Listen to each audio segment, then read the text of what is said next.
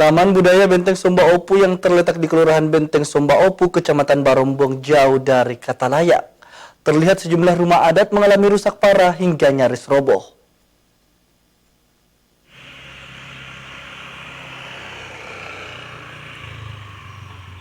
Inilah kondisi kawasan Taman Budaya Benteng Somba Opu yang terletak di Kelurahan Benteng Somba Opu, Kecamatan Barombong, Kabupaten Goa, Senin pagi. Terlihat sejumlah rumah adat mengalami rusak parah hingga atapnya nyaris roboh dan beberapa tiang penyanggahnya sudah tidak layak.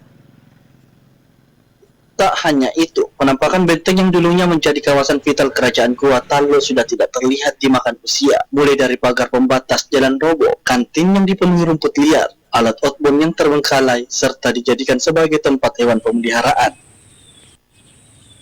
Wira Arisandi, salah satu pengunjung, menyebutkan sangat menyayangkan situs bersejarah tidak dijaga dan tidak terurus.